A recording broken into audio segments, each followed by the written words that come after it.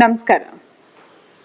ಇವತ್ತು ನಾನು ಯಾವ ಟಾಪಿಕ್ ಬಗ್ಗೆ ಮಾತಾಡ್ತಿದ್ದೀನಪ್ಪ ಅಂತ ಹೇಳಿದ್ರೆ ಟಾಕ್ಸಿಕ್ ಪಾಸಿಟಿವಿಟಿ.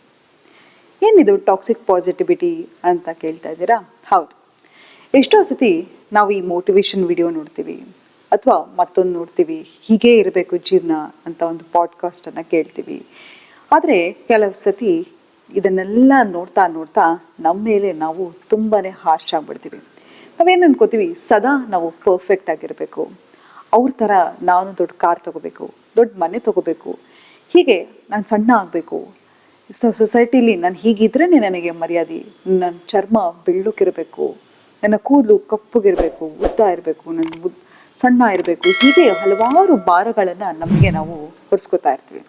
ನೋಡಿ, ಇವತ್ತು ನಾನು ವಿಡಿಯೋ ಮಾಡ್ತಾ ಇದ್ದೀನಪ್ಪ ಅಂತ ಹೇಳಿದ್ರೆ ನನಗೆ ನೀವು ಯಾರು ಅಂತ ಗೊತ್ತಿಲ್ಲ. ಇನ್ ಜನರಲ್ ನಾನು ಮಾತಾಡ್ತಾ ಇದ್ದೀನಿ, ಆಯಿತಾ? ಪ್ರತಿಯೊಂದು ಪ್ರಾಬ್ಲಮಿಗೆ ಇದರಿಂದ ಸೊಲ್ಯೂಷನ್ ಸಿಕ್ಬಿಡುತ್ತೆ, ನಾನು ಸದಾ ಈ ಥರದನ್ನು ನೋಡ್ತಾ ಇರಬೇಕು, ಮೋಟಿವೇಶನನ್ನು ನೋಡಬೇಕು, ಆ ಕಾನ್ಸ್ಟೆಂಟ್ ಡೋಪಮೈನ್ ರಶ್ ನನ್ನಲ್ಲಿ ಇರಬೇಕು ಅಂತ ಹೇಳಿದ್ರೆ ಖಂಡಿತವಾಗ್ಲೂ ನಿಮ್ಮ ಮೇಲೆ ನೀವು ತುಂಬನೇ ಭಾರವನ್ನು ಹೊರಿಸ್ತಾ ಇದ್ದೀರಾ. ಖಂಡಿತವಾಗ್ಲೂ ಇದು ಅವಶ್ಯಕತೆನೇ ಇಲ್ಲ. ನೋಡಿ, ನಾವು ಎಷ್ಟು ನಮ್ಮ ಮೇಲೆ ನಮಗೆ ಕನೆಕ್ಷನ್ ಇರುತ್ತೆ, ನಮ್ಮ ಮೇಲೆ ನಮಗೆ ಭರವಸೆ ಇರುತ್ತೋ ಅಷ್ಟು ನಾನು ಖುಷಿಯಾಗಿರ್ಲಿಕ್ಕೆ ಸಾಧ್ಯ.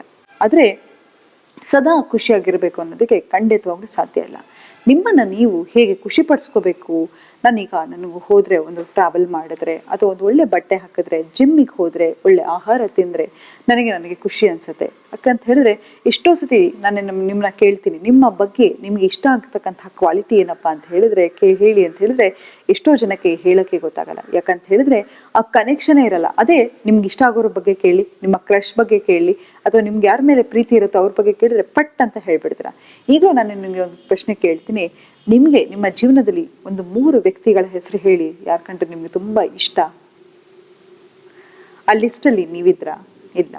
ನಾವು ಯಾವಾಗ ಬೇರೆಯವ್ರ ಬಗ್ಗೆನೇ ನಾವು ಫೋಕಸ್ ಮಾಡ್ತಾ ಹೋಗ್ತೀವಿ, ಆದರೆ ನಮ್ಮ ಮೇಲೆ ನಮಗೆ ಖಂಡಿತವಾಗ್ಲೂ ಕನೆಕ್ಷನ್ ಇರಲ್ಲ. ಹಾಗಾಗಿ ಈ ಕನೆಕ್ಷನ್ ಅನ್ನು ಬೆಳೆಸ್ಕೋತಾ ಹೋಗಿ. ನಿಮ್ಮ ಮೇಲೆ ನಿಮಗೆ ನಂಬಿಕೆ ಇರಲಿ, ನಿಮ್ಮ ಮೇಲೆ ನಿಮಗೆ ಪ್ರೀತಿ ಇರಲಿ. ಮತ್ತೆ ಯಾವಾಗಲೂ ನಾನು ಪರ್ಫೆಕ್ಟ್ ಆಗಿರಬೇಕು, ನಾನು ಸಣ್ಣ ಇರಬೇಕು, ನಾನು ದಪ್ಪ ಇರಬೇಕು, ಹೀಗೆ ಇಂತಹ ಮನೇಲಿ ಇರಬೇಕು, ಇಂತಹ ಕಾರಲ್ಲೇ ಓಡಾಡಬೇಕು, ಇಂಥದೇ ಒಂದು ಕೆಲಸದಲ್ಲಿ ಇರಬೇಕು, ಇಷ್ಟೇ ಸಂಬಳ ಬರಬೇಕು ಅನ್ನೋ ಭಾರವನ್ನು ಹೊರಿಸೋದನ್ನ ನಿಲ್ಲಿಸ್ಬೇಡಿ.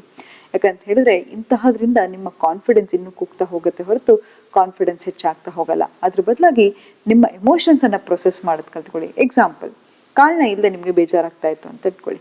ನೀವು ನಿಮ್ಮ ಫ್ರೆಂಡನ್ನು ಹೇಗೆ ವಿಚಾರಿಸ್ಕೋತೀರಾ ಹಾಗೆ ನಿಮ್ಮನ್ನ ನೀವು ವಿಚಾರಿಸ್ಕೊಳ್ಳಿ. ಯಾಕೆ ನಿಮಗೆ ಬೇಜಾರಾಗಿದೆ, ಏನು ನಿನ್ನ ಮೂಡ್ ಡೌನ್ ಆಗ್ತಾ ಇದೆ, ಇದನ್ನು ನಿನ್ನ ಮೂಡನ್ನು ಬೆಟರ್ ಮಾಡಲಿಕ್ಕೆ ನಾನು ಏನಾದರೂ ಎಫರ್ಟ್ ಹಾಕ್ಬೋದಾ ಅಥವಾ ಏನಾದರೂ ಒಂದು ಆಕ್ಸೆಪ್ಟ್ ಮಾಡ್ಬೋದಾ? ನಿಮ್ಮ ಭಾವನೆಗಳನ್ನು ಬರೀತಾ ಹೋಗಿ. ಯಾಕೆ ಹೀಗಾಗ್ತಿದೆ? ನೋಡಿ, ನಾವು ಥೆರಪಿಲೂ ಹಾಗೆ ಮಾಡ್ತೀವಿ. Why are you feeling that, where is it coming from ಅಂತ ನಾವು ಕ್ವಶನ್ಸನ್ನು ಕೇಳ್ತಾ ಹೋಗ್ತೀವಿ.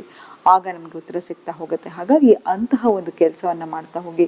ಪ್ರತಿ ಸತಿ ನಿಮಗೆ ನೀವು ಪ್ರಶ್ನೆಯನ್ನು ಕೇಳ್ಕೊತಾ ಹೋದರೆ ಅಲ್ಲಿ ನಿಮ್ಗೆ ಇರ್ತಕ್ಕಂಥ ಆತಂಕ ಆಗಿರ್ಬೋದು, ಆಂಗ್ಸೈಟಿ ಆಗಿರ್ಬೋದು, ಭಯ ಆಗಿರ್ಬೋದು, ಎಲ್ಲವೂ ಕ್ರಮೇಣ ಕಡಿಮೆ ಆಗ್ತಾ ಹೋಗುತ್ತೆ. ಆದರೆ ಸದಾ ನಾನು ಖುಷಿಯಾಗಿರ್ಬೇಕು, ಸದಾ ನಾನು ಎಲ್ಲವೂ ಪರ್ಫೆಕ್ಟ್ ಆಗಿರಬೇಕು, ನನ್ನ ಮಕ್ಕಳು ಪರ್ಫೆಕ್ಟ್ ಆಗಿರ್ಬೇಕು, ನನ್ನ ಗಂಡ ಪರ್ಫೆಕ್ಟ್ ಆಗಿರ್ಬೇಕು, ನನ್ನ ಹೆಂಡತಿ ಪರ್ಫೆಕ್ಟ್ ಆಗಿರಬೇಕು, ಹೀಗೆ ಸಮಾಜದ ಒತ್ತಡದ ಮೇಲೆ ನಾವು ಯಾವಾಗ ಹೇರ್ತಾ ಹೋಗ್ತೀವೋ ನಾವು ಈ ಟಾಕ್ಸಿಕ್ ಪಾಸಿಟಿವಿಟಿಗೆ ಒಳಗಾಗ್ತಾ ಹೋಗ್ತೀವಿ. ಯಾವಾಗಲೂ ಖುಷಿಯಾಗಿರ್ಬೇಕು ಅನ್ನೋಂತಹ ರೂಲ್ಸೇ ಇಲ್ಲ. ಯಾಕಂತ ಹೇಳಿದ್ರೆ ಮನುಷ್ಯನಿಗೆ ಎಮೋಷನ್ಸ್ ಇರುತ್ತೆ. ನಮ್ಮ ಎಮೋಷನಲ್ ಬಾಡಿನೂ ಹೇಗಪ್ಪ ಅಂತ ಹೇಳಿದ್ರೆ ಚೇಂಜ್ ಆಗ್ತಾ ಹೋಗುತ್ತೆ. ಈಗ ನಾನು ನಗ್ತಾ ಇದ್ದೀನಿ, ಖುಷಿಯಾಗಿದ್ದೀನಿ ಅಂತ ಹೇಳಿದ್ರೆ ಇನ್ನೊಂದು ಸ್ವಲ್ಪ ಹೊತ್ತು ಬಿಟ್ಟು ನನಗೆ ದುಃಖ ಆಗ್ಬೋದು, ಅಥವಾ ಸದಾ ನಗ್ತಾ ಇದ್ರೆ ಏನಂತ ಕರೀತಾರೆ ಅಲ್ವಾ?